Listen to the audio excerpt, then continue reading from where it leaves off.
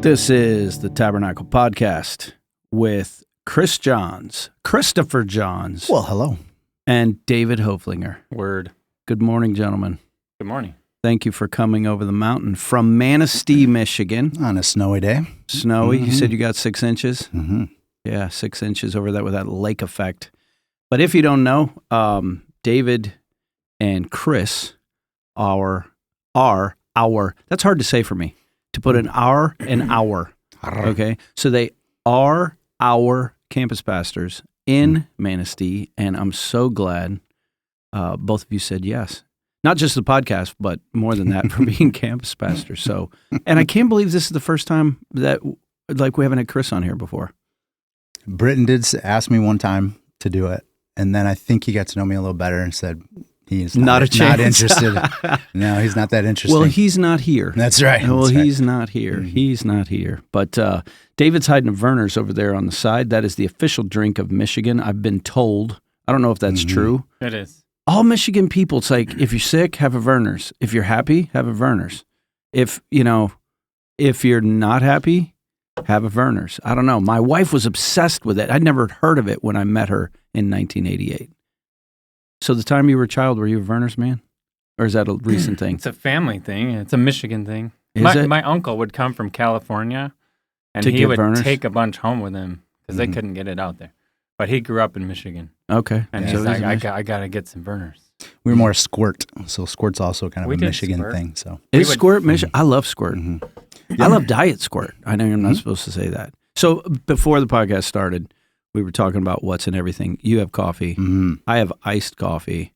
Usually here, well, for the last couple of years, there was some sort of magical energy drink, and everyone, I don't know, new year, new me, people in my family got to stop drinking those days. And it's like, I was getting lazy and then they got allies on the staff. There's like, do you know how much poison's in there? So everyone's like health aware. Mm-hmm. What did you say the new push is when we were upstairs? Make Maha. Make America healthy again. Oh, so yeah. Some good out of that. We just banned red dye. Oh, really? And it's probably a specific number that I'm not aware of, but the FDA just banned that. They banned it? They did. Okay. So it's like, we're trying to get healthier. There's some good things that are happening, I think. Now, what's funny is, remember you and Britton being on here, and Ghost energy drink was the thing. Yes. You guys are all about the Ghost. I still love a Ghost every now and then. And so he turned me and Amanda onto it. We started drinking it. It's way too good. If something tastes that good, know it's got to be a problem with it. Yeah.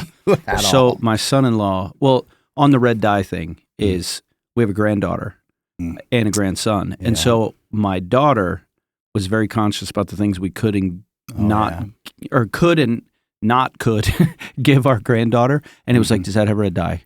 And so then, meanwhile, we're all eating straight poison, but I can't give Avy Bean any like delicious candy because it might have red dye. Yeah. So I was aware of the red dye. Yeah. Mm-hmm. But this podcast is not brought to you by Ghost. That's right. However, my son-in-law over Christmas, there's a new Ghost flavor that I probably shouldn't tell you. Is Welch's grape. And it is, and I was like, this can't be good. It tastes like carbonated Welch's grape juice. It is amazing. So question, can we use that in communion? It would make the closing song a little spicier, right, David? Indeed. Yes, indeed. I can't imagine David on an energy drink. I think that would be bad. Like that would be a bad comment. Because you are already pretty energetic. Hyped up. Not hyped up. Yeah. No, I'm pretty hyped up. Yeah, you're a hype man. Focused and hyped up. Yes. And if you put an energy drink with that, we would see God. Yes. That would be. I think our whole building would be transformed in one day. Oh, yeah. Let's go. Let's do it. Anyways, today, what we wanted to do just a little bit is hear a little bit of your story. I've heard in the interview process, I heard some of it just through relationship. There's other things. I remember the day I stopped over in Manistee to see what was cooking on a Friday. That's right. And you were deep in the Word, and I interrupted, and I found out that you and I both like history. And Absolutely. So I bored you to death for, 3.5 hours? I don't know, hour and a half. But we want to find out more about Kris Johns. So this is not an interrogation, even though there are hot lamps right up here that our executive producer, Matt Hughes, is wired in. But I have an alibi. Yeah, you do. Yeah. So what is your earliest memory? Yeah. So my earliest memory would be in Marquette, Michigan. My parents lived in married housing at Northern Michigan University. When I was young, I lived in Marquette. I tell people I went to college between the ages of 1 and 4, right? Is that in the UP? Yes, it is, in Marquette. You were born in the UP? No, I was born in Cadillac. Okay. But that's because both my parents are from Cadillac. That's where they grew up. Got and it. They're definitely a big part of my story. But my earliest memory was I must have been 3, because I can't imagine having this memory earlier than that, but possibly. I was really upset that my dad didn't take me fishing down to the pier in Marquette with his buddies, all right? And I just remember being, pretty upset. I want to go. And he's like, no. And he left and he went fishing. Well, what I think happened is he probably didn't want to put that on his buddies, he's probably drinking beer, fishing down there. He came back. So he probably asked them, hey, is that all right? He came back, and this is my memory, and then he brought me down. Wow. To go fishing. Good dad. And so that was probably my Sorry, I don't know if he's a memory. good dad, but that was a good dad move. He was a great dad. Yeah. He really that's is. A great And dad it's, move. like I said, he's So definitely that a little big part of my story. delayed gratification. So we're like you crying like a 3-year-old the entire time? Yeah, of course. Yeah. And then all of a sudden it's like, let's go. That's right. Yeah. Absolutely. The little snot thing. Yeah, it's cool. So born in Cadillac, were they enrolled at NMU? My dad was after the Navy. So he was in Iceland in the Navy. Before he went, my mom pretty much proposed to him. So they got married pretty young, 20 years old, I'm pretty sure. Go over to Iceland. My dad was in Reykjavik, was on the Navy base there, was the mailman. So he has stories of it's a pretty easy job, delivered the mail, and then he either played basketball or pool and gambled on the pool hall. So that was kind of his life in Iceland. He loved photography. So it was a time we still have a ton of slides. If you ever remember, getting the screen out in your living room, we have slides of lots of pictures of geysers. The mud pits, and a lot of the geography of Iceland, including a lot of the whaling that was still going on there. So remember that growing up when we'd get the slides out, when we'd have friends over and we'd show a lot of that stuff. So that was there. The Navy, said my mom had to come back to the States before I was born. So that's why I was born here and not in Iceland. But so they're both in the Navy. No, your dad was, but okay. Yes, got it. They were married. Got it. So that's why they. So from Iceland back to Cadillac. And, yeah. Mm-hmm. So you said 1 till how old were you? 4. 4. Mm-hmm. So where did you guys move after that? Like where back were to your Cadillac? Okay, so your formative years were in Cadillac? Yes. Cadillac High School? No. No. So that is that's a big part of my story. Let's go. Is really my parents were high school sweethearts. A little bit of Cadillac. My grandfather was a principal over there in Cadillac for a long time. My other grandpa, Johns, was the shop teacher at Cadillac High School for 30 years. So a lot of education there. I got some aunts that were in teaching, and so we talked about that. We both have degrees for teaching history. Mm-hmm. It's kind of in our DNA a little bit. Actually, I have a few aunts that were in education. So yeah, that's kind of where I grew up. My parents being young, they got married, obviously, and just were still trying to be 20-something, Mm-hmm. So moving back to Cadillac, I was pretty young. They built a house on Willow Drive in Cadillac. That was the first house that would be our house, and so I was probably 5 or 6 in that time frame. So, like my parents are my heroes. They really are. They prayed me into the kingdom. What I talk about a lot is having champions of grace, people that you look to. I say wherever they were at in their life, it's about responding to Jesus. Wherever they are. So faith was a part of your journey. It was, but through some difficulty. So my dad was awesome. He would take me to men's league basketball. but I would just be doing my thing with my friends. He'd be playing basketball. He loved to be out in the woods. He was a selfish 20-year-old something, right? He just wanted to have fun and go do his thing. So he was an accountant. That's what he decided to do up at NMU, so on the GI Bill. So he worked for Malleable Iron. I think it might still be there in Cadillac. First, we had both sets of grandparents there, so I had people, great family connections that were there. But that was kind of my dad, right? I remember one spring in particular, it was around Easter time. It might have been on Easter. I don't know, though. So we're going in through town to go to Grandpa and Grandma's house, and his high school buddies, were at the gas station. And they're like, Chad, come on, we're going to go do this. I don't know what it was. I'm guessing fishing in the spring. I don't know, though. And my mom's like, we're going. We have a family. He's like, no, I'm going. And I remember my Grandpa Johns just embracing my mom, as she was crying, Did you have siblings? Yeah, for sure. How many? 3. It was pretty much almost 2 separate. My brother Ryan, who's a big part of my story too, was 2.5 years younger than me. He was he had muscular dystrophy, and so that's a whole journey of where God met us in that, And then my brother Matt and my sister Katie, they're 10 and 12 years younger than me. Oh wow! So in some ways, they were surprises. So in some ways, it's almost 2 separate families. Yeah. My sister would say, man, Kris feels like my uncle when I would come home from college. You know what I mean? So you're the oldest. Yes. And then there's 3. Firstborn. Yes. Got it. There's 3. So my dad, selfish. So a part of my story where I saw God the most through my life, and it took time, but my mom actually ended up having an affair on my dad. Find affection, right? 20-something. Like, who's actually going to show me time? Who's going to show me love? She did that. My dad found out. They fought, and at the time, not even third grade, second grade. I'm seeing them fighting. It's not fun. Like cats and dogs, really often. But they were wrestling. Like, what do we do? We got 2 kids, and really, God had spoken to them both, in their hearts earlier, like when they were younger, high school probably.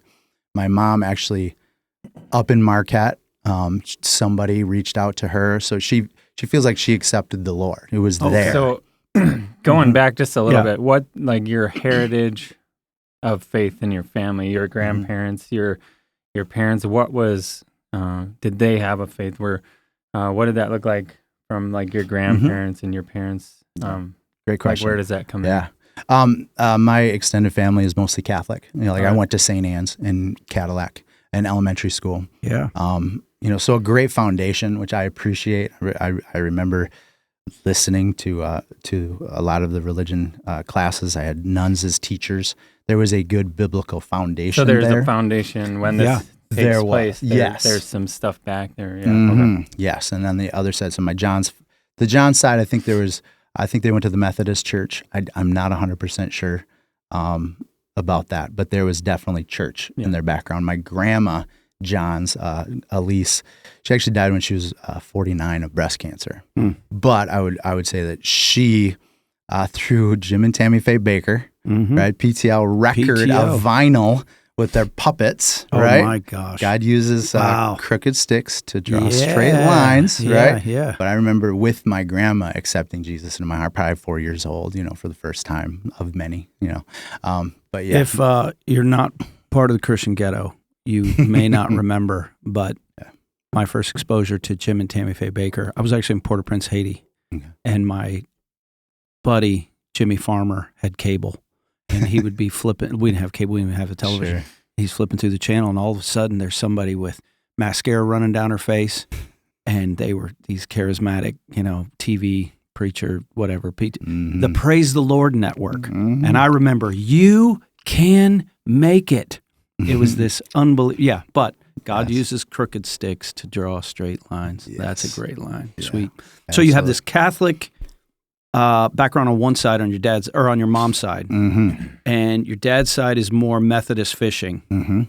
and they're going through chaos. Yes. And like, are you traumatized at this point, or are you oblivious to it? I think it's or not traumatized, or somewhere in between, sure, as much as a yeah. third grader can know. Exactly. As much I knew something was going on. I could know the specifics of what was going on.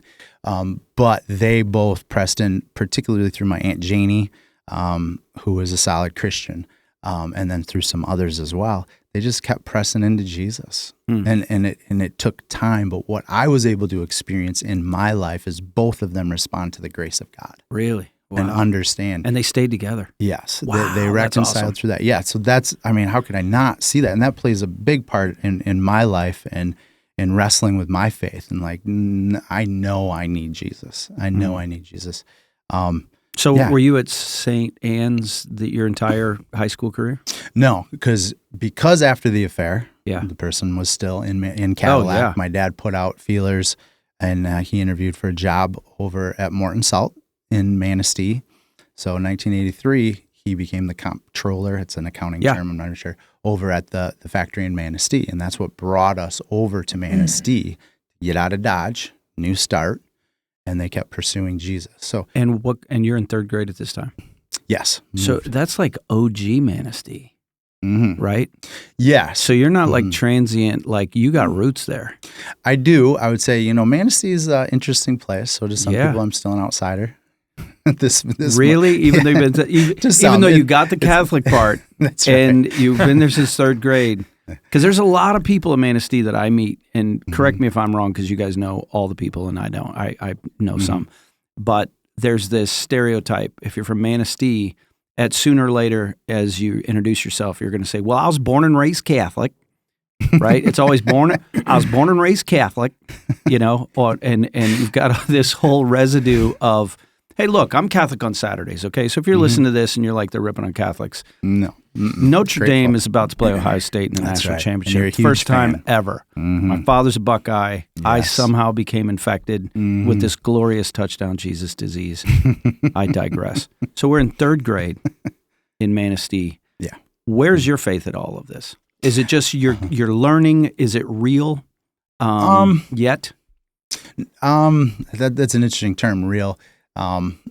Do you have a I mean, I would say relationship? no. Right. There was times I Okay. prayed, so he was real. I talked to him. There was some hymns from the the Catholic hymnal that I would sing at night. I would ask my mom to sing before I went to bed.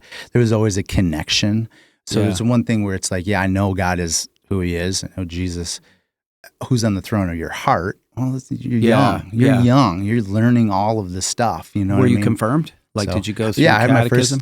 my first it was a point of pride, in Cadillac we had first communion. Oh, yeah. Second grade, move over to MCC, right, Manistee Catholic Central in Manistee, and all my friends had to go through the CCD and the first communion. I'm like, You can't get a job I there already unless you've been had confirmed. it. So, You can't get a sure. job in Manistee, right? They don't even care if you're a citizen. Have you been That's confirmed? fun. Yeah, That's not true. I interesting. just made that up. Yes, Yeah. you did. So I watched their marriage just go from hanging by a thread, right? What is going on here? Watch them fighting to a 10. Now, 10 in human terms, right? Yeah. It's not perfect. Yeah. No. But they pressed into Jesus with each other. They sought out community. They sought out friends. We eventually went, because of some friends, to the First Baptist Church there. Whoa. So it's a big change, yes, from Catholic to First Baptist, right? So something's happening in the hearts of mom and dad. Oh, big time. Big time. And you could see that. Yes. I Because saw you it. don't just jump. Okay, there's two jumps there. You don't, David, help me out here. You don't jump from Methodist to Baptist. And you for daggone sure don't jump from Catholic to Baptist unless something's going on. Am I wrong? I think you're right. Something's changing. Something's changing. I think it sounds like looking for that relationship. Yes. The truth through the Word of God and what it looks like in community and relationship. So I would say I'm very grateful for really an eclectic background in churches because, from there, my parents were seeking out who's preaching the Word of God. Where is God? Where do we see God? And so my brother had a big part of that. Like I remember sitting on my dad's lap when they were fighting, right? So I'm 6 years old, and saying, I think God brought me here to keep you together. Right. So that's like some truth from the mouth of a babe, right? But it was really more, I think, my brother. right? They have a special needs kid who was degenerative disease. Muscular dystrophy is degenerative. You would literally become, over time, the weakest person in the world. I should clarify. There's lots of aspects of muscular dystrophy. He had Duchenne's muscular dystrophy, which is known as kind of the worst. Outside of ALS, which strikes you later and is quicker. But my brother literally became the weakest person in the world. Is the illustration. So through that, so they stayed together. I think that's a big. God used that. But as they were seeking, like crying out, and there's a part of my story in that is my parents were reading the Bible. They started reading the Bible with us every night, praying with us every night. So I got a good background in all of the stories, even from my family, not only from the Catholic school, but from my family. Just praying, seeking the Lord, wrestling with God, praying, God, I know you can heal my brother. I know you can heal my brother. Why aren't you? Do I not have enough faith? Like what's wrong? And God meets us in that, and he's with us through that. So my mom wrestled, like, so what is it that I did that caused my, that just, mom guilt is a real thing, but in this situation, it's pretty specific. Like, what did I do? So for her, over time, like pressing into God's grace and being able to receive from the Father, nothing you did. It's not you. It is not But you. those are real human emotions. I mean, we've all at this table in this room, we've all suffered loss. Yes. And the human aspect kicks in where you're starting to think, oh, is it because of that thing that I did that nobody knows about? Or is it because I'm not good enough? Or because I don't have enough faith? Or, it seems like it's more on the backside where you look back and you say, oh, God must have had some type of a purpose. I mean, the hardest ones are when you never see the purpose in your lifetime. And it was the hard thing. And it's I don't understand this purpose. Maybe I'll get an explanation someday when I see him face to face, or maybe when I'm there, I won't need one. We don't know. David's about to say something incredibly wise. So I don't think so. As you're processing this, as you're seeking God, as your family's being restored, where are you seeing or starting to hear God's call for the direction of your life moving forward? God, I see you working. What does that mean now for me? Where am I going to go? Or even how did he call you to faith? Or did they come at the same time? It's definitely a journey, in that regard, where Spurgeon says, I can't tell you when. I know it happened. Right? Because Jesus is on the throne of your heart. And so there's ups and downs, and depending on what theological bent at the time in my life that I was learning, I might have said, no, there's no way I was a Christian, right? And other times, God's effectual grace was there, and I was responding. God called.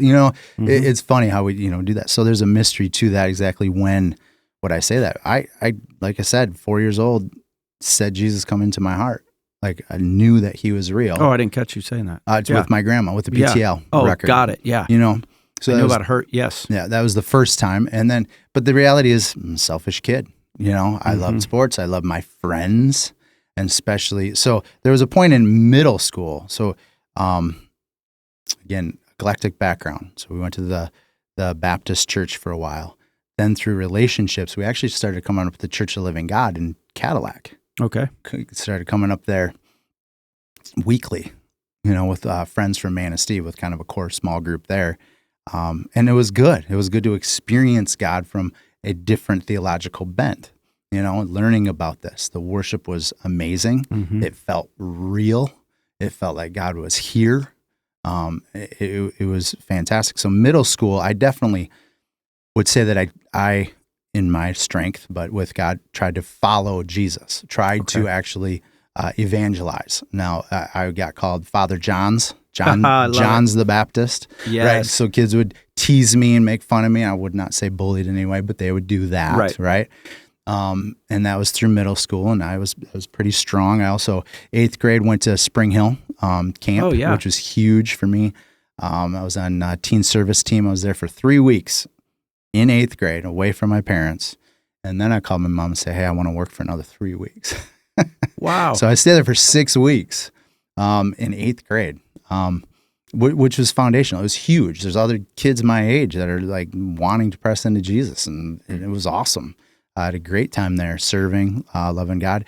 And I actually came back in college and worked for a few summers there as well as a counselor and as an area director in Spring Hill. Great memories there. It was awesome.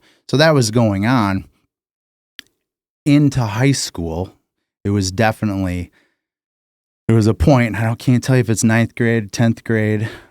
Those are always rough where years. I was like, yeah, I mean, I was just like, God, this is too hard. There and admittedly in my arrogance, this is too hard. There's no other cool Christians. Oh, as if I was a cool Christian. Yeah. So arrogant. So in college, I will find Christian friends. Oh. It So was you literally actually that delayed kind it. Yeah. Yes, it was that. literally that. God, give me a And pass God, right now. I did it, Were you oh at my Manistee High School goodness, yeah. at this point? Yeah. Absolutely. Yeah. And, I mean, it's just how kind of God just be like, yeah, okay, all right. I'm still gonna. So God goes on the back burner. He through high does. school. He does. I partied with my friends. Love my friends. For sure. Went to CMU. So Amanda's a big part of this story as well. Before I get to CMU, we start dating in high school. So wait, I did not know this. High school sweethearts? High school sweethearts, which there's several in Manistee, a lot of high school sweethearts, and many that are still together. David, sure. did you marry your high school sweetheart too? I did. Did you see his eyebrows? Oh yeah, His eyebrows went up. jiggy jiggy. They did two Amen. little jumps. Two. Amen. Yeah. That's right. That was impressive. Yeah. So senior year, we're in accounting class together. She's a sophomore. Yeah. I'm a senior. Oh right? yeah. Cradle robber. And I was like, Let's go. all right, looking. Yes, exactly. Like, okay. So I said one day, just Amanda, can I borrow your homework? So I copied off her, and I've been copying off her ever since. Wow. So wicked sinner. Absolutely. We had fun in accounting class, but we started dating actually February 14th. The high school dance got canceled, so we ended up going to a movie, I believe, Father of the Bride. That was kind of our first date. And at the time, yeah, it's dating me. I know. I saw that in college. Steve Martin. I saw that the week before I got married. You're way older than me. Way older. Not that much. That movie gave me cold feet. Sorry. Random bunny trail. That's funny. Yeah, That's great. Yeah. So first date. We're going. And she's doing like that. the high school athletic superstar, correct? No, I would not say that. She was very athletic in middle school. She became the captain of the cheerleading squad. Okay. In high school. And I was captain of the football team, right? So everybody knows that now. It's funny because if you ask anybody, they'll be like, was Kris captain? What? I don't remember that. Of course I was. That's right. It's like, but I was captain of the football team, and it's kind of funny, small town. So about 3 months into dating her, right? Just being selfish, just hot girl, let's go dating. That's cool. Well, my whole parent story comes back. It really does. And I'm like, wow, okay, this is more than just a girlfriend. Like, she's really cool. She might be the one. And if she's the one, I know I need Jesus, right? And it was part of that. Delay. So it was all this time, still partying with my friends, hanging out with her a lot, go off to CMU. And I remember taking my friends around to the Registered Student Organization Fair, right, at CMU, and just kept apologizing. Guys, sorry, I got to do this. Sorry, guys, I got to do this. And I went to all the Christian organizations, right, and just tried to get to know them, feel it out. What was I looking for? Because I was going to go. I was in. I told God that, so I'm going, right? And they're like, yeah, no problem. We don't care. They didn't care. They were great guys and whatever. It wasn't them. They weren't going to pursue that road. So I found a group. It was Chi Alpha. It was more Assembly of God. Good worship. So that's like a Christian fraternity. No, I know it's confusing because it's called Chi Alpha, but that's just their campus ministry, really out of the Assembly of God. Great year. Growing, got some good dudes around me, some good friends that are built. And so it was rededicating. Now, this is a time, and a lot of kids at this period, so there was still drinking, there was still partying. And it was through that time, just like the ups and downs, like, no, I'm all in. My friends are calling, like, okay, I need to do this. So you're actually being pulled in two different directions. Oh, for sure. So your heart knows what's right. Mm-hmm. And you're actually making decisions that there's this girl I'm in love with. Mm-hmm. And if that's going to last, I need Christ to be the center. But Absolutely. you're like Stretch Armstrong for those that are old enough to remember. You're being pulled in two different directions. Interesting. Yep. There's definitely the desire to have fun, to be the center of attention, and that alcohol kind of brings that. It does. Yeah. It's a liar that way when it becomes that. So pressed into that. Those dudes are, that I started to meet my freshman year and more my sophomore year. I mean, they're still my dudes today. Like, really? We still get together. From Chi Alpha? I'm from CMU, not from really CMU. Chi Alpha. Okay. So some of them were. Got it. At Chi Alpha. At the end of the year, there were some things doctrinally where even as freshmen, like, dang, we love these guys. They love Jesus all in. Mm-hmm. We can't get behind theologically some of those decisions. So we're like, all right, Lord, trust you, but we're going to go somewhere else. So me and my friend Chris Servins in particular and Jody Brown, we started searching out other groups. So we started going to one called Mainstream, and it was just out of a local church. A friend of mine from college, who's a little younger than me, he's actually the pastor at that church now. His dad was a pastor there. A lot of friends from the Mount Pleasant space, from the Thumb. A lot of my friends are from the Thumb over there. So they came. We played basketball a lot. I would say that's one of the things in college that was more of an idol that God had to root out. I would skip class to go play basketball. I mean, you guys can clearly see I have a future in basketball. 5'8", right? But it was passion. I was passionate about that. Going down. The short guys are the most passionate, man. That's true. That is true. That is true. Sorry, you failed to mention 5'8" white guy. That's right. That's right. Absolutely. Yes. Yeah. So you don't have hops. I did. I would say that I could jump pretty good. For 5'8", I could get above the rim. I dunked. You could dunk a basketball? No. Oh, so you jumped ahead. No, sorry. Volleyball. I can say I never. That was a dream. I never dunked a basketball. Yeah. Never did. I did, but it was on like one of those little Nerf things you hang on the door. I could go over the top of my brother. Yeah. I spent way too much time trying to touch the rim, and my knees and back pay for it. It was a foolish pursuit. It just was. Yeah. Something that God, used to say, who's on the throne of your heart? You, what are you worshiping? What are you trying to get out of this? So that's really when God got a hold of me the most. But those things really made the difference in my life. My brother in particular, as we were wrestling, God, we know you can heal him. Yes. But watching him digress time and time again, and like, is this it? Because when it first was diagnosed with muscular dystrophy, the doctor said he's probably 12 years old is all he's going to live. And so there was time in particular when he was 14, he stopped breathing.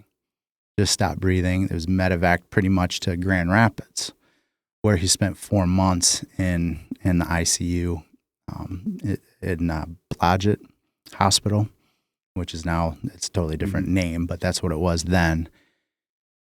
And so we would travel down on the weekends at times. I had a job. I was working at Hardee's, the restaurant in Manistee, which is no longer there. So I didn't go all the time, and we would often have parties at my house during the weekends, just trying to escape that reality, going down there, trying to be there when I could, when my parents really wanted me to be there. Not realizing even in that, young high school mindset, like, hey, my brother could be gone soon. You should probably spend every waking moment with him that you can, right? No, it was about me. It's definitely about me and having fun, being cool. Yeah, and then he came back home because the doctor said, come back home, and he probably will die within a month or two. All right, but at least he can be at home with family. My parents reluctantly brought him back home so that would happen. Through just God's providence, my mom connected with someone and another doctor at the University of Michigan, Mott's Children's Hospital. And then they went down there. Those doctors had so much expertise, they figured him out in a month. So he had to have a respirator, right? A ventilator, tracheostomy, what is it called? I forget. But anyway, so that he could breathe, right? He had a bag, what do you call it? Stent through his stomach. So we would actually, a mortar and pestle vitamins with water, feed my brother every day. I had to help take care of my brother.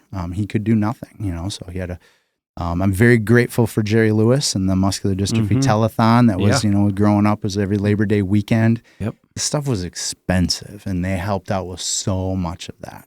I mean, a $20,000 wheelchair, like especially back, we're talking in the 90s, like so it'd be $100,000 now, I mean, stuff like that, there's no way we could have afforded, so we're very grateful for that, but they figured him out.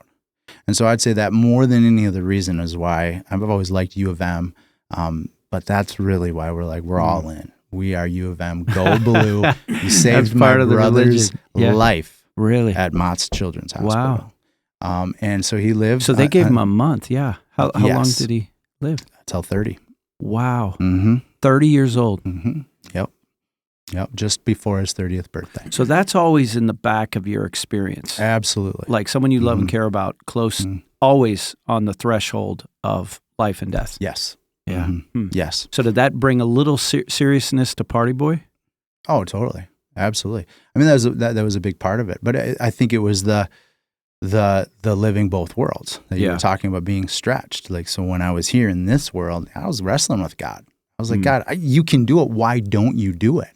And I want to have a brother that I can wrestle with, because we're going to fight, but it's more verbal, right? Because he can't do anything physically, like bros do. But I want him to play sports. I want him to, he was my biggest fan in high school. Like he was awesome. I scored a touchdown, in high school, and he would always have he made a computer banner on the dot matrix printer, like great run, like those things. He would be creative with that. He was on his computer a lot, so that, because that's what he could do. Right. And that was the early days. We're talking the Tandy computer. Yeah, it wasn't a laptop. No, he needed desktop. Yeah. You needed a trailer to pull that thing around. Yes, exactly. What are those the monitors called? I forget. They're just giant. My grandpa had a Tandy portable computer. And it weighed 90 pounds, and it was in this big case, console. The screen was huge, tiny. Portable. My father, the same era, wrote his dissertation. He was like, I went to a retreat, and I had to drag this huge, That is hilarious. Big giant thing. Yeah. So did Amanda follow you to CMU? No. Okay. She was independent for sure. She went to Hope. So she went, but that relationship, you guys are still dating all through college. She went to Hope. But where did her because I incorrectly said I thought she was the super. She did play something. I thought you told me she played basketball. No, in middle school she did. Middle school. Middle school. Okay. So she was pretty good. Her dad was a coach, so this is the ongoing kind of joke. And I think he said something like, "Well, if you play like that in high school, you're going to be sitting the bench." And where that's motivational for me and you, I don't want to sit the bench, right? Huh. For a girl, she's like, oh, then why would I play? Okay, so she went. Now it's humorous. They joke, banter about that for sure. Amanda's best friend actually was Miss Basketball for the whole state, right? Oh, okay. So she was awesome at basketball, and my father-in-law always teases her. Well, good thing Amanda didn't play because she would have been Miss Basketball. Right? Gotcha. So she ends up at Hope. She does, but remember, we're 2 years different. Yeah. So she was still in high school for 2 years. Then she went to Hope to not follow me, which was good. So the whole time we're dating, I mean, we really only lived in the same town. I think we calculated like 5 years we're dating. We only lived together. I can't be like first 4 years for 11 months. Like you know what I mean? It really was more of a long distance relationship. Hung out on weekends, summer. She worked at Spring Hill one summer. And really during that time is when God was getting a hold of her as well. She had a background. She went to Sunday school, Lutheran church. Her parents would bring her, and she like her story. It's it's obviously her story, but there was something there. Mm-hmm. And then when she met me, although I was not a good influence at first on her, right? But through my mom and some of my mom's friends, she went to some Christian events, some different things. They were building into her. She really gave it all to Jesus. So her junior and senior year in particular, like she didn't party anymore because I was gone, right? But she would read her Bible on Friday night, and so that was her foundation. But she didn't want to follow me to CMU. She went to Hope. Hope was awesome. Great education program. She became a teacher. When we knew, there was a couple times we broke up for short periods of time, right? When we knew, like, all right, we're getting married. Then she transferred over to CMU. And she knew a lot of my friends. I mean, we hung out a lot. We did a lot of things outside of school together, so she would be a part of that. And so those girls are still her friend today. I mean, they're planning. We're going to see some friends from CMU this Friday. I'm going to meet in Cadillac. They live in Mount Pleasant. So there's always those relationships that are still developing from college. So she came over to finish her degree at college. She's amazing. Yes, Amanda's my hero. When our firstborn came along, right, she was in class, summer school, and she missed 2 days of school when my son Ryan was born. That's it. So she was still in college when you guys got married? Yes. Got it. Yeah, I had just graduated. Okay. But history degree, history, education. Did you go get a teaching? Yes, yeah. I actually was awesome. Mount Pleasant Baptist Academy at the time. I was the history and PE departments. Yeah. So I've been there. United Faith Christian Academy, history, government, and soccer coach. Let's go. Goodness. So I was 20, 22, 23. And just people would come in the classroom and they'd be like, "Where's the teacher?" Like, "I'm the teacher." Like, don't get smart with me. Yeah. You got to dress up more. Oh, yeah. So they'll not think you're a student. Yeah, I got you. Yeah, so a lot of grace there for a young So when you got teacher. married, where's Faith? All in, both All of in. us. I absolutely all in. Probably over spiritualized some things at our wedding in Manistee at the Methodist Church there in Manistee. I did. I washed her feet. Oh yeah, the foot which washer. is kind of a thing. That was the 90s thing. Exactly. Yeah. And it just, represents, hey, I'm here to serve. I mean, that's what I'm doing. And, so I want to learn how to serve. Kind of weird. Probably wouldn't do that today, but it was good. Yeah. So a lot it's of your different wedding. people. Exactly. So good memories from that. Was there a foot washing at yours, David? No. Was there some? I wouldn't do that to my wife, but were you guys barefoot? I can see that. I had Vans, checkered Vans. There you go. Yes, Okay. checkered I Vans. can see that for sure. Was there a creative element at your wedding? I've never asked you this. Sand? Was there sand? No. We did. Candle? We did an arrangement of Canon, the song. Yeah, great song. With some synthesizers. That was kind of cool. Yeah, nice. That was probably the only. There's always a thing. We got married quick. I'll tell you later. Okay, gotcha. Shotgun. No. I just did a wedding 2 summers ago where there was a branding. Not of people though. Not of people. Yeah, they made their new family brand, and we did. So Lindsay and I did a lot of weddings. We had a couple from NASA that did a Unity rocket. Okay, so excellent. That was probably the most unique element. We're getting way off. No, that's good. That's awesome. No, that's good. Yeah, those little decompressors. Yeah, we didn't have anything cool. Although my wife would change like 90% of our wedding. Yeah, we all would, I think. Yeah, exactly. Isn't that weird? We grow up. You're so passionate in that moment. So you had a foot washing.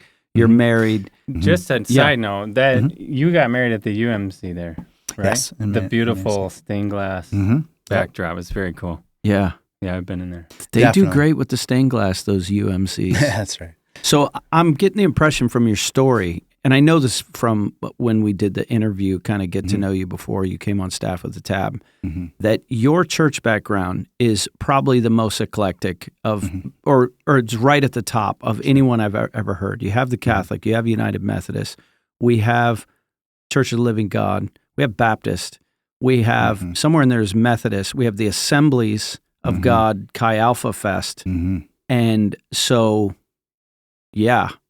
What's the next big, spiritual moment in your life? like moving into adulthood? Um, Or has it just been smooth sailing ever since? yeah, right. Absolutely not. That's So, for sure. So where we left off, you had your first kid, Mhm. and then she gets out of college, or she finishes college while being a mom, Mhm. and you're Mhm. working a full-time gig. Yes. Did you stay in Mount Pleasant, or did we move? For 2 years, we stayed Yeah. in Mount Pleasant. It was awesome. So I was the teacher. My salary was $14,900. It was awesome. Wow. Totally make it. But we're still, she's still in college. Mm-hmm. We were apartment supervisors, right? So Yeah. you get free rent. And if we ever cleaned an apartment, you got a paycheck. Yeah. Felt like we were rich. Yeah. You know what I mean? It really did. Yeah. We were fine, like especially at that age. But then it came time for her to student teach. Mm-hmm. Right. So where do we do this? Well, so we moved back to Manistee, live with her parents while she student taught in Manistee. Mm. It's at that time that God's really connecting our hearts to Sovereign Grace Ministries church in particular in Virginia Beach. Yep. Okay. Which is now called Redeemer Church, and they're part of Sojourn Network, which really came out of Acts 29 out of St. Louis. But that's where it started. And God's just, so there's several families from Manistee, Gaylord area that moved down to be a part of the church down there. In Virginia Beach? In Virginia Beach. Yeah. Really from a friend from Gaylord, Buzz, he was a Navy pilot. So he was a commander in the Navy. Well, they were stationed there, right? And so just through some connections, they started going to the church. We started hearing a lot of what God was doing. They were pretty excited about it. So we were all praying. My parents moved down there. Mm-hmm. Amanda's brother moved down there. My mom and dad's best friends moved down there. So it was just a part of what God was doing in our hearts. And it was different. For that church in particular, they were more on the charismatic side, but there was a big draw and push toward Reformed theology. And so that was a huge teaching church. They did things with excellence. They really did. I'm so grateful for the time that I spent there. We were small group leaders there in the church. It was really a teaching church. And I would say for me at that time that was a place where I felt, I would say that I don't know a time, John, that I didn't feel a pull toward ministry. And that's really why I went, to be a teacher, right? Well, this is where it is. Serving others. Right, serving others. I didn't ever feel a connection. Maybe God kept the connections away to a seminary or a Bible school or anything like that. Definitely in the churches at that time that I was a part of, it was more organic, very much like we kind of do here, like, hey, God, what do you got? Who are you calling to raise up as leaders in the church? But that's obvious that faith is a massive part of your massive part of your life, but where your commitment level is, that you're going to move across the country, like you're going to move to the East Coast to be close to this church and to be involved in that whole situation. Sure. Yeah. That makes sense. And Amanda was all in, you're all in. Oh, yeah. Yeah. Mm-hmm. Kids are coming, you're both teaching, Yeah. and you're in Virginia Beach. That's such an exciting, I think, being part of something like that is just very exciting. It's all new, and that's all I got to say. I mean, Yeah. it's Yeah. just, But, For sure. but, you get fired up. but I see that in a lot of, I even see that in my own story. Mm. Like I went to college to play soccer and to meet her and just do whatever, even though it was a Christian university. There was a time when it was like, oh, maybe I should do the ministry track. And I took one class and it was like, these guys don't know what they're talking about. And so not about faith. Sure. And that was probably a bad statement. I wasn't ready.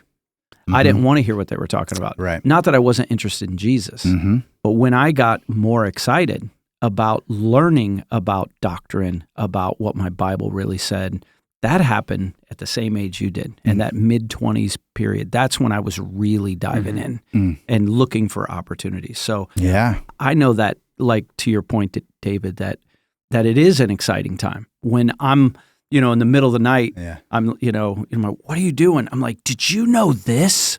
And it's like, what do you, so similar experience. So sorry. Yeah.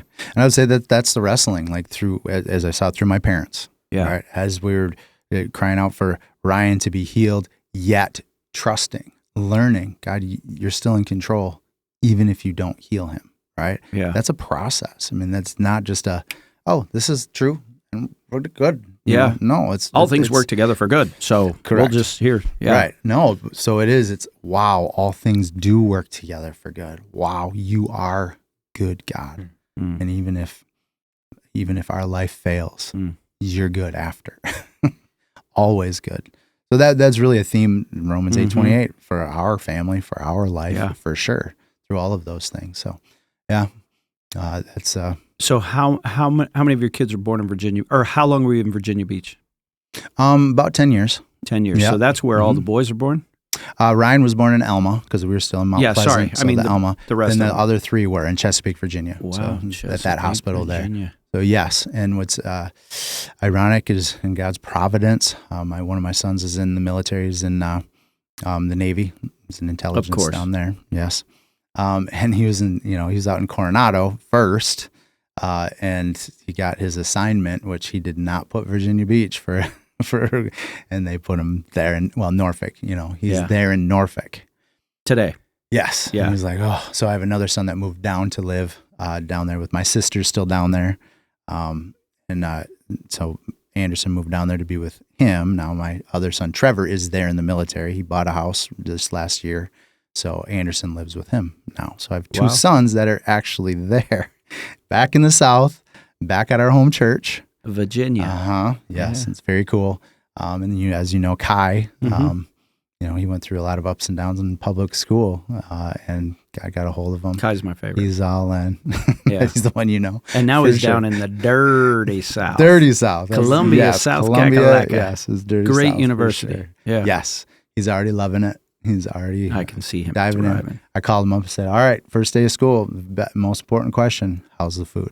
Yeah. It was good. It was good. It was good. But it is the first week. That's what everyone says. It's always the first week. It gets bad. I don't know. So Sovereign Grace, let's rewind. So you spent 10 years there. How involved are you in the church at that point, besides attending? Yeah. Very involved. Like pretty much that was centered. We had homeschool groups through the church. So there was lots of play dates with Amanda, homeschooled. You know, so super community. Super community. It was Are fantastic. the classes you're taking? Yeah, so that's definitely a teaching church. So we had lots of different classes opportunities on Saturdays a lot of times or before church. But the biggest thing was, as a small group leader there, we call them care groups because you literally learning to care for one another in community. So it was very intentional that way. They treated us like elders. Like they relied on us. We had lots of gatherings, lots of training, lots of teaching specifically for us because it was delineating out. So they would say, hey, you may feel called, but right now you're a small p pastor because this is in your world, right? Every man, you're the resident theologian in your home. So it was an awesome church, and we learned so much. It was constantly reading books, learning how to live in community, how to care for each other through cancer, through births of many children, through difficulties in marriage. Really getting in the nitty gritty of life with Jesus in community. So that was really cool. We did move. My brother-in-law, who moved down there, he did go through our pastor's college, and he's a pastor out at North Atlanta in Woodstock, Ackworth area. And so for that, there was, I guess to be specific, I had a friend that was, I'll go through this story. I have a friend who is a professor at Liberty right now. So, and this was in 2006 or 7, maybe 7. He had a condo there. He was a professor there, and he was a part of our church up until he got that job. And so I went on a 3-day retreat, just a personal retreat, just seeking the Lord. At this point, I had been painting cars for 8 years. Great company, and Anderson's actually working there now. My son, is Integrity Auto Specialist, which is a whole nother story. One of the pastors at our church really felt God calling him out of that to start this business for young men, for their families, to support the church community, right? And that really is what it is even today. yeah, Bob Hughes is one of my champions of grace. He's awesome. And so we moved down to Virginia Beach, to Chesapeake, and I'm a teacher. We want to homeschool kids. It's really hard to make it on a teacher's salary. Realize that Michigan's pay grade was much higher than other states. Oh yeah, it's terrible in the South. Yes. And so I was like, what am I going to do? Like we have, this is 2000 and our rent was like $1,200 a month at an apartment where the police would regularly come, It's like, so like my brother-in-law's painting cars at dealerships. Like we're it's all mobile. Mm-hmm. We're going there, buffing out scratches, just lot dogs, just serving dealerships, helping them get their cars better. I'm like, okay. And then I jumped on board and it provided. It was very good, provided so that my wife could stay home and homeschool. Well, that's going on. And it's like, okay, is this really what I'm called to do? Like, it's fine, God, if this is what you have for me, okay, let's do that. But what am I called to do? So I go on a personal retreat. I was in the Word, studying, meditating, and I just said, God, I just want to know. I was like, do you want me to stay? What do you have? And I felt very clearly, he's like, no, I have something else for you. Okay, what is it? You going to tell me that part? No. But he has something else for me. So we did that, and me and my buddy Caleb went snowboarding the next day. I think it was Wintergreen is very close there. So we go snowboarding all day, or the second half of the day, have a lot of fun. Next day I'm going to go home, but we go to the gym first. I woke up, my knee was sore. My knee was like, what's going on? But I could still bend it. It's like, whatever, not a big deal. So we go to the gym, kind of shoot baskets, do, whatever. My knee just keeps getting bigger and bigger, right? Like, what is going on? I drive home. By the time I get home, it's a 4-hour trip back to Virginia Beach. I mean, my knee's the size of a small watermelon, right? And I have to go out and lot dogs. We're down on our knees, right? Mm-hmm. We're bending down. We're doing those things. Like, okay, like what's going on? So I end up talking to my friends, whatever, going to a doctor. And everyone's like, it's probably meniscus. Be a quick snip it out. You'll be fine. No problem. I'm like, yeah, it makes sense. Okay. Seems right. Get an MRI. Doctor calls me in. He's like, you have no cartilage in your knee. You need a new job. Whoa. Okay. And then it's just a matter of praying, like, what is going on, God? What do you have? How does this look? And I wish that right then it was an answer of, this is what I want you to do exactly, Never. It's not. Yeah. It's not, and it takes time. But we just felt, okay, God's calling us. We're like away from here. We wanted to be a support to my brother-in-law, who they're awesome. We love them so much. This is the church planner. Yeah. He actually came in. He's a senior pastor to a church that was kind of struggling a little bit. So it was more to support the church and build them up. And now he's been there for 20 years. Well, yeah, pretty close. So we wanted to be there. Well, we move our family there. Where is there? Sorry. To Woodstock in Atlanta. Oh, so you went Atlanta. dirty south. Okay. Yeah. I wouldn't. No, it's not dirty south. It's getting dirtier. Yes, you got to go all the way to the coast. I would say if he feels that you go south of Atlanta, you go north of Atlanta, it's suburbia pretty much. It's a very nice area. Transplants. Exactly. So we were building in with that church, right? Mm-hmm. Trying to help out in any way we could. Well, 9 months into that, we get a call. Okay, so I get a text from my mom one evening. Hey, Dad just shot a 39 on the back 9 at Kempsville Greens. Like, that's 3 above par. Like, that is awesome. That's so cool, right? And then at 2:00 in the morning on the same day, my mom calls hysterical. Just hysterical. Don't know what's wrong with Dad. He had a major seizure in the middle of the night. So it turns out my dad had brain cancer. He had a tumor in his brain, glioblastoma multiforme, stage 4. Yeah, pressing on everything in his brain. Man. So we made the decision to move back to Virginia Beach to be with my dad and my mom during this time. So God's faithfulness, he's so good. There's a wonderful couple in church that really recently came to Christ. He did very well in business. They had a 5,200 square foot brick mansion is what I would call it. They decided to homeschool their kids and take them on an RV around the country and allowed us to live in this house, this 3-story house with my parents. So my parents were there. We had the second floor and the third floor.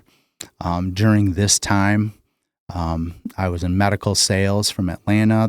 That company was awesome that they actually gave me a transfer just so I could be with my dad. That was awesome, amazing. And so that got us back to Virginia Beach. And my dad, he lived for 16 months. But again, another valuable time, I think, for my boys, seeing what it looked like to go through suffering, seeing the church community. The night that my father passed away, 30 people in the room, worshiping God. Everyone was there from the church, from his care group, from their care group in particular.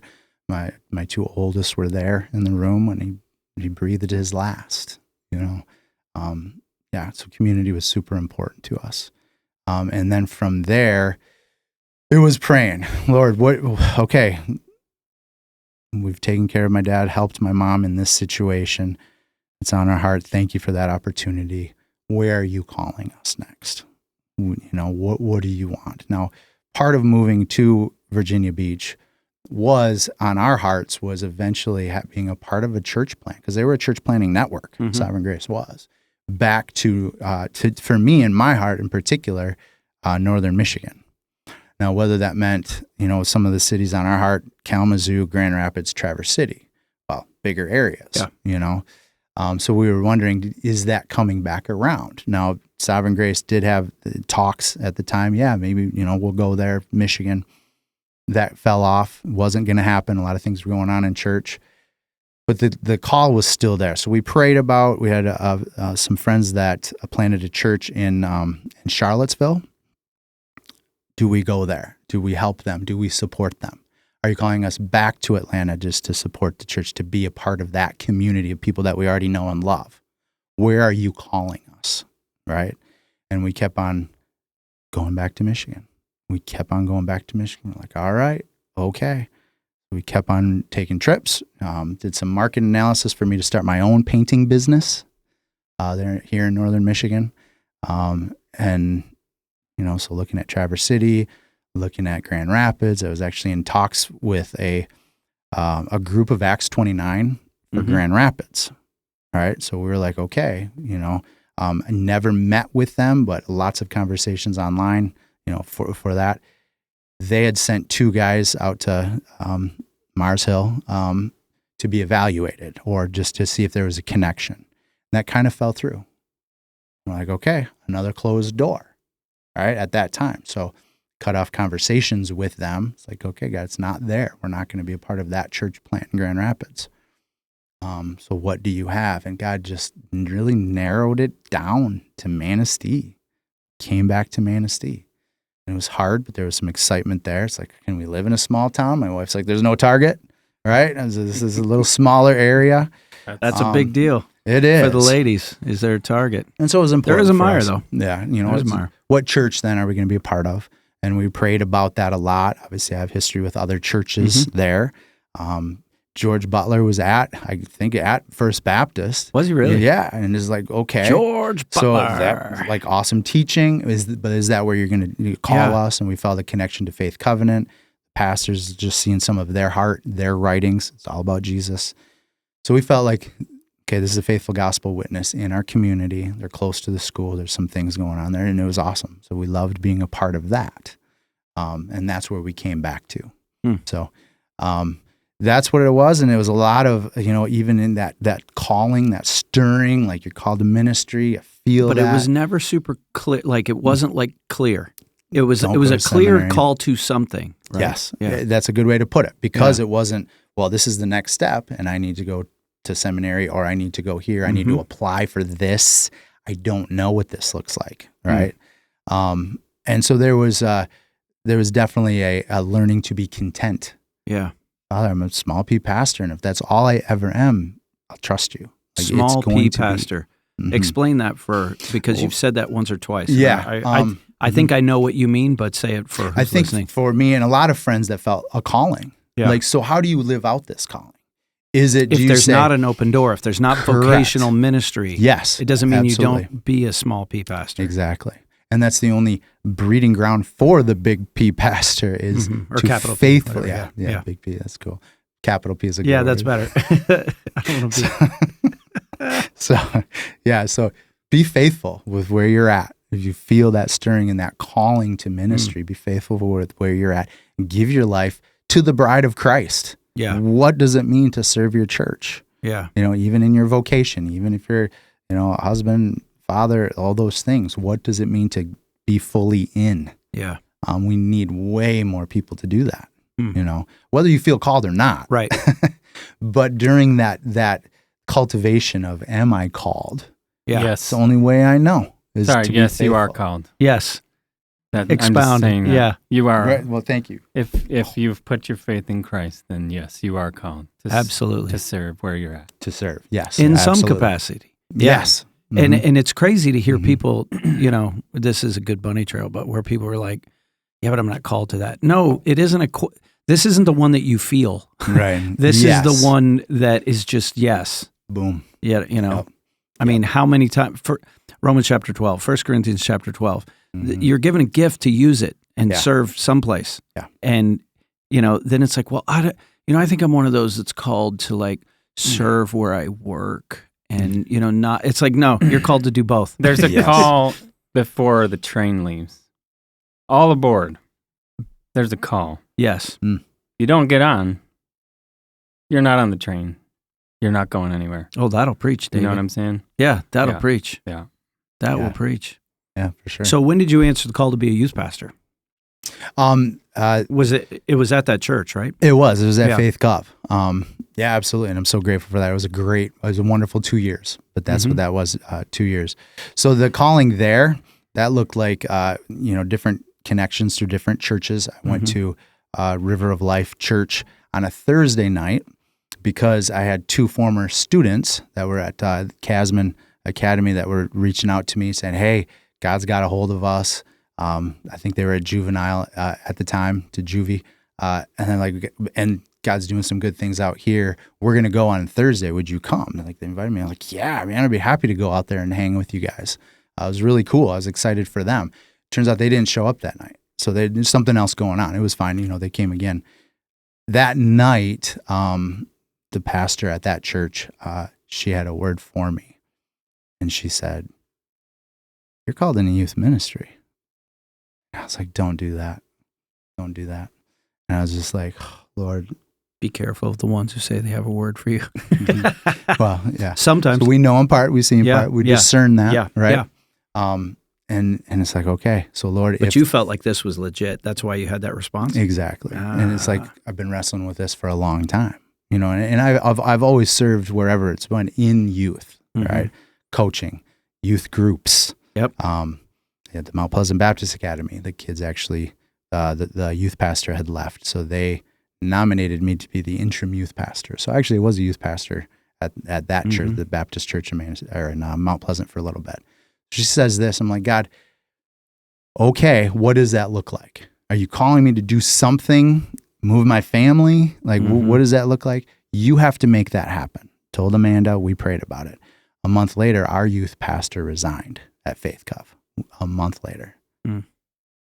Didn't see that coming. Nope, we did not.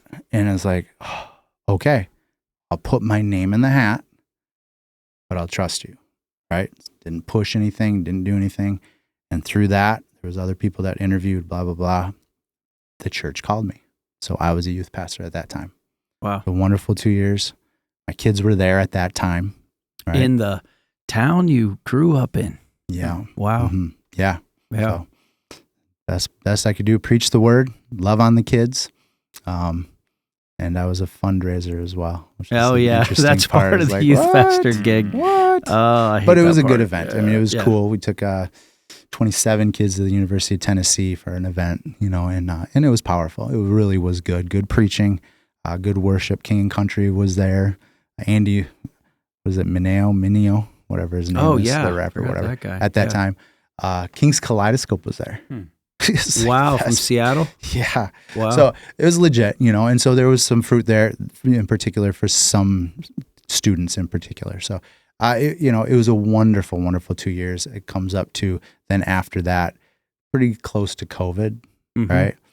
One of my sons was a totally different, another side story, but, had come to me in youth group. He was a part of youth group. Dad, I don't know how to tell you this. I'm an atheist. I'm an atheist. And I just, that's fine, buddy. Don't plant your flag too deep. You're wrestling with that. We love you. It's okay. We're going to be there. You're still coming to youth group because that's what we do as a family. Yeah. So he was still a part of that. And God's faithfulness, he is now all in on Jesus. Yeah. All in. I love it. He's down in Virginia Beach. He's thriving right now.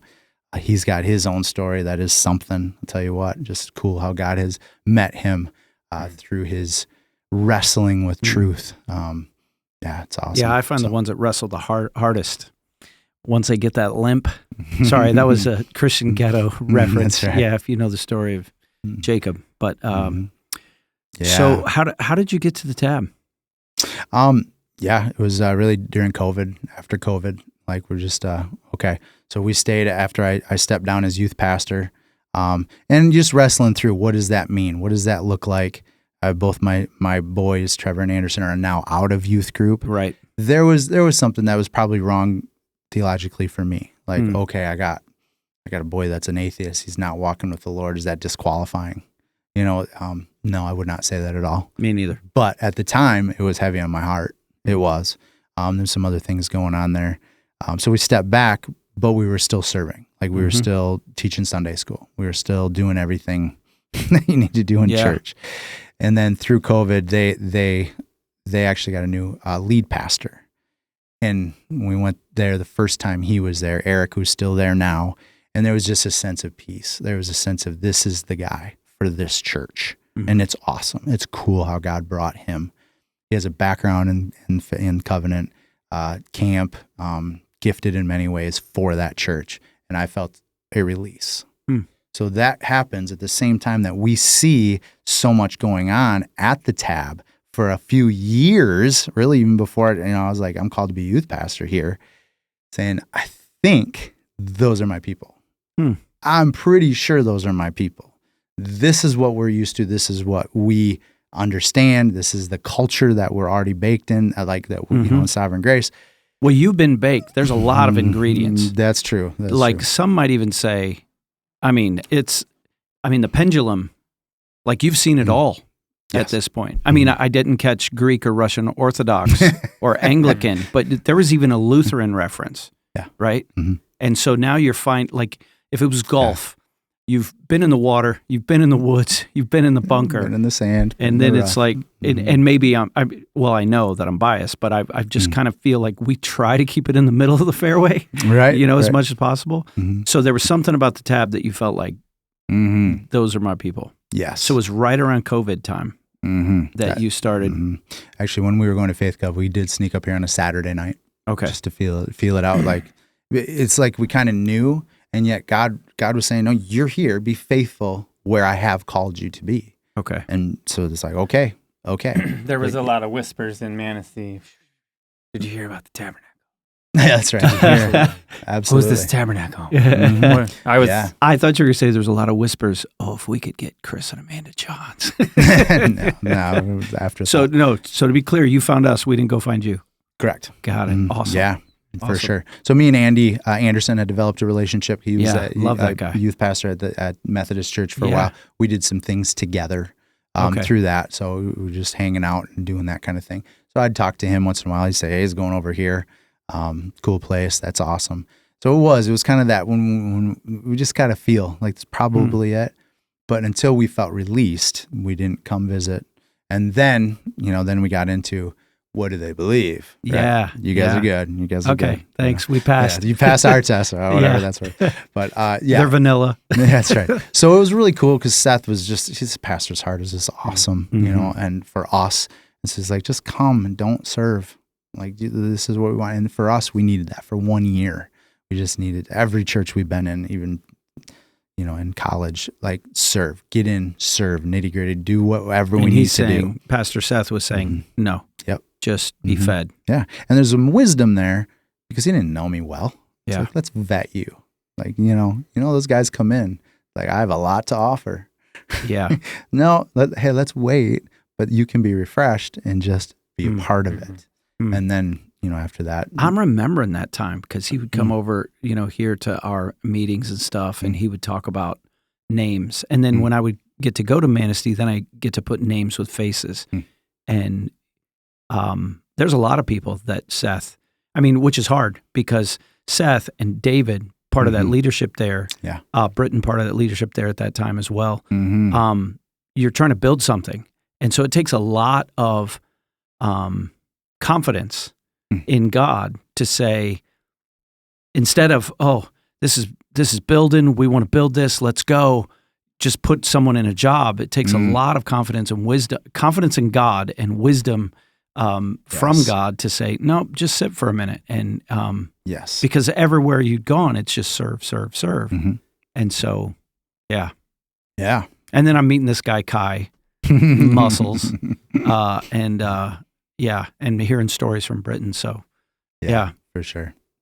That's a long journey. It's a long journey. The journey of Stretch Armstrong. Yep.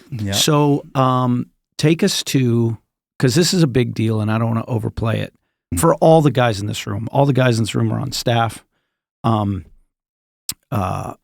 For Matt to come out of very lucrative business and do what he said, I don't know if it's still his dream, but he said, the dream was to work the same place where Victoria and to do what he loves, which is the tech stuff here. Yeah. Right. You're very successful in sales, Bob's Roofing. Shout out Bob's Roofing. Yep. And take us to, you knew we're looking for a campus pastor. Why did you make the call to put your name very humbly in the hat? Yeah.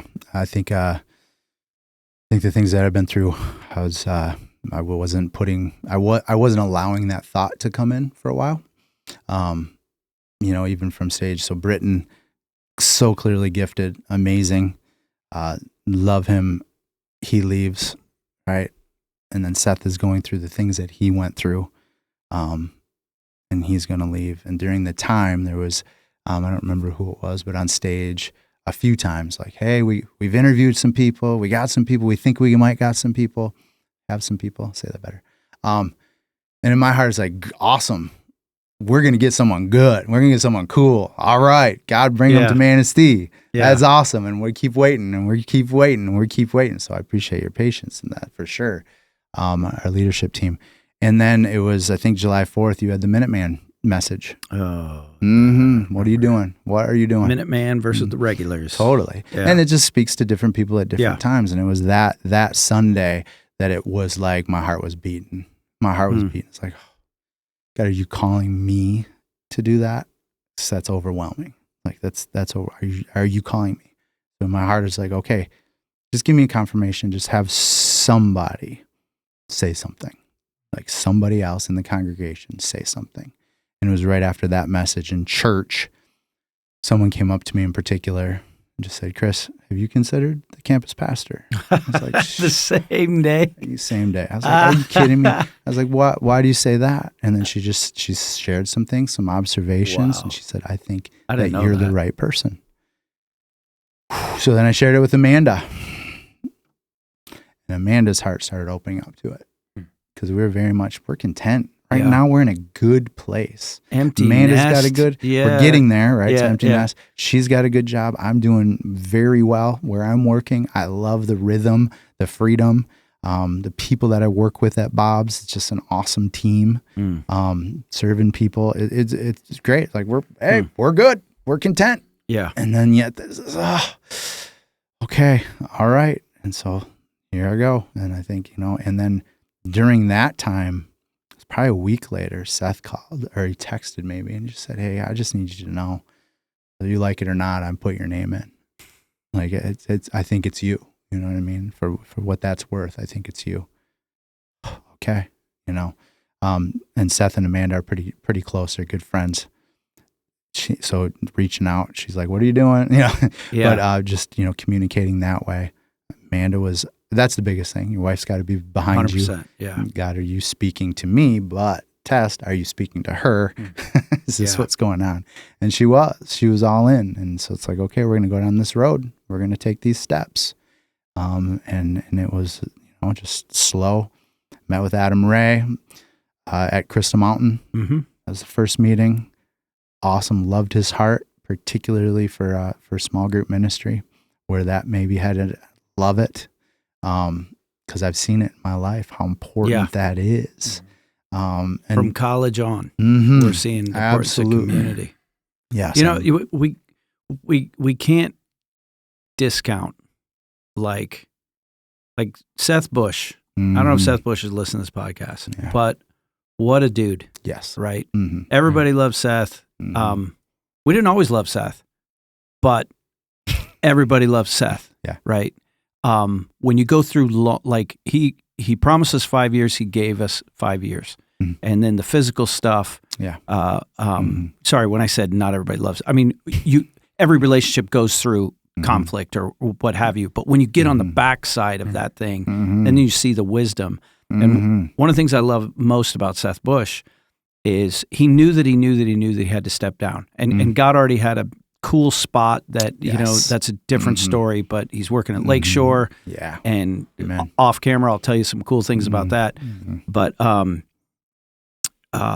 when it made sense that David would be our campus pastor, and then when you were in the process, people need to know that Seth was involved.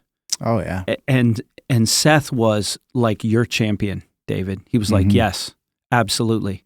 The guy's got the years of investment here, and through all of the change, this guy, David and Lindsay, stay. And then when it was like, who's this Kris Johns guy? And do it. Okay, what? And he was like, no, this is a guy you really need to pay attention to.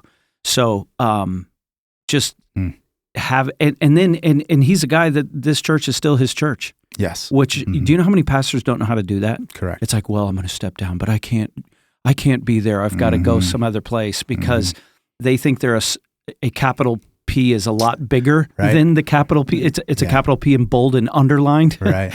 And for him to now step back and say, no, I'll always have this pastor's heart. Yes. But for my health, I've got to do it here. But I'm still invest in that church, and I'm going to support those guys. These are good guys. I mean, that's just rare, and I'm super grateful for it. Super blessed. And his pastor's heart, well, I don't think that's ever going to go away. Yeah. He just gets to do it in different contexts. Yeah. And without all the, So, it's awesome. And I would affirm that too. Like just watching Dave, I've only known him for the 4 years that I was coming, but just, seeing the blood, sweat, and tears that he's poured in. And it's blood, sweat, and tears. He absolutely has. But not only that, but his love for Jesus. Like I've seen how much he loves Jesus. And so that was natural. It's like, yes, absolutely. Is this going to work? Yes, it's going to work. And another cool thing is you guys couldn't be more different. Now, I know right now, we're just a couple months in, right, to you being full-time. And you came on years ago, but as campus pastor last May or June. Yeah. Well, you were the interim for a minute, and then it was like, no, this is the guy. In these next years, I'm saying it on a recording, you'll see how much you're different. Oh, yeah. And if you can weather the storm, because a lot of people don't know this, me and Tim couldn't be more different. Yeah, there's a reason Tim's your favorite pastor and not me. I don't know if that's true. That's right. I'm just enamored with the way God brings stories and weaves them together. Yes. And if people will see them through, there can be something really, really beautiful because it speaks to the diversity. And I love the fact that, so we're an evangelical free church, which I was joking, we're vanilla, but vanilla's the best-selling flavor in the world for a reason. Right. And it isn't that we distrust people that are from the edges of the fairway theologically. All right. But by being in the middle, and especially if you have an eclectic background like you do, you know where people are coming from. And so as long as Christ is the center and the cross is the center, having someone that can understand those languages is just a huge asset that you're going to have in your toolbox. David looks like he wanted to say something. Oh, no, he was just getting excited. Yeah. Well, small rocks, big rocks. I mean, it's a big thing in our culture, right? Yeah. And of our Yes, church. exactly. Our cracked pots. Yeah, humility. Yeah. None of us got it all figured out. Small rocks, big rocks. Let's go there. And then we can wrestle. When you have that disposition of, yeah, we're good. Yeah. Then we can wrestle. We can talk. And a different view and we doesn't can- freak you out. No, not You at can all. just go, okay, let's talk about it. Exactly. And then Yeah. that's how we contend with one another for his glory. And Yeah. we actually become closer through that. Yeah. So yeah, it's a beautiful thing. It really So is. what are you most excited about in this role for, like, let's talk the here and now, both of you. What are you most excited about for the Manistee campus? Because, I mean, there's people all across our church and outside of our church that'll hear this podcast, but I'm hoping a lot of what are you guys individually, what are you most excited about in the next season for Manistee? Let's close with that. Yeah. Do you want to go first? Like right now, I'm doing the young adults, which is pretty exciting. We're doing some cool studies. We started a series from R.C. Sproul about truth and reason, and just kind of a 5-part series. Sweet. But it's pretty cool. So you're excited about building that whole young adult? Yeah, I think, and just training people to think and use their brains as we study God's word. And the worship team's growing, developing leaders there. We've got some people who are stepping up and taking more ownership. Oh, yeah. So, I was there at a service, and about half the band I didn't know. Yeah. Like, I'd never even seen them before. Yeah. So I'm in a Who tech, are these people? the Yeah, tech that's right. arena. I'm training up a couple people to really just hand it off to them. Matt, did you hear that? So Yeah. develop Good with that? developing teams, you know. Matt, you might because- actually get to take a vacation. Okay, good. Yeah, I think it was approved So- yesterday. That's cool. It's cool to see people taking more ownership. And that's the only way we can do this is to train people and into those roles and replace yourself. 100%. Yeah. Kris, what about you? Two things. I mean, right now in the urgent category, I love our Tab youth. I love our kids. They're amazing. They are pressing in. They actually listen. Yeah. They're actually engaged. They go off to small group and have great discussions. So I get to be a part of that right now. I get to be a voice for them. I told them that last Sunday, hey, I'm setting the bar low so that I can go up. So I was nervous as I'll get out for sure, but trying to bring the word consistently, doing that so that we can build into the youth. They are the church. It's not a separate thing. They are the church. Good. Communicate that often. Yes. Yeah. And then they're growing. So the other thing is just groups. Yes. Groups in general. Fight Club is awesome. Our Fight Club Tuesday night was amazing. So good to hear people's story, connecting it through the word. But home groups, that's to me, that is the next step for us to grow. Yeah. From the culture that I'm used to. Yep. I mean, we had almost everyone in the church, and 1,000-person church was in a small group. That's how you keep a big church small. Right. That's where you learn. Now, there are things just recognizing culturally. A lot of people in Manistee, they got their walls up. Yeah. They got some arms up. That's Northern Michigan, man. It is. It's Northern Michigan. Yeah, but very much so in Manistee. Yeah, for sure. And so to break down that, to be vulnerable in community, to trust God through the gospel, to say, hey, God, this is what you've done. Where is your grace to be found? Yeah. Well, it's very clear in his word. It's in groups. It's in community. Yeah. So that's where we need to go. And that's where we learn to care for one another, where we find a rhythm of life, where we actually are growing from hearing one another, where we're praying for each other in this smaller context. Yeah. So to me, that's what I'm excited about. It's going to take some time to build that up for sure. We got some things in the works. They're coming as well. I mean, I'd say those are the two things that awesome. My heart and my head are in right now. I'm Yeah. just trying to grow in that. I was in a home group last night. I'm actually in two different, they're not, what do we call them? I've heard care group, home group. I think they're called tab groups is what Martin told me to call them. But you know what we're talking about. Okay. So I was That's in the a first I've heard tab. that. No, yeah, it's, you know, whatever. But two different home ones. One of them I haven't showed up for yet because I'm in with Matt Hughes. I had a sick child that night. So my wife went. But and a fight club, which is a lot. But I saw the power of that last night as well, and I'm seeing more and more people as we try to replace ourselves. So that's a cool story. Yes. Don't choose to not participate in a group because you're like, I don't want to end up on staff like Kris Johns. That's a bad reason, right? Just say yes. You might anyway. Yeah, you might anyways. Yeah. The Hound of Heaven will find a way It for does, whatever plan yes. that he has for you. So For sure. anything else that you guys have? Any last words before we sign off here? This has been good. Thank you so much for sharing your story. No, and thank you. And I'd say an answer to prayer is I actually got through that thing and I didn't cry. That's huge. That's an answer to prayer because I can't really talk and cry at the same time. Oh, really? And oftentimes, are you ugly crier? Yeah. And then I have to be silent to try It's to. okay. There's never been tears on this podcast. Just to emphasize, that was a lie. My parents, my heroes, Yeah. they prayed me into the kingdom. I saw God's grace through their relationship and through my brother in particular, and then through my wife as well, connecting it. So those are the three main parts of my life where I saw Jesus Christ, and I'm so grateful. I just couldn't be more grateful to God. So, that's awesome. Yeah. Well, thanks for sharing your story. Yeah.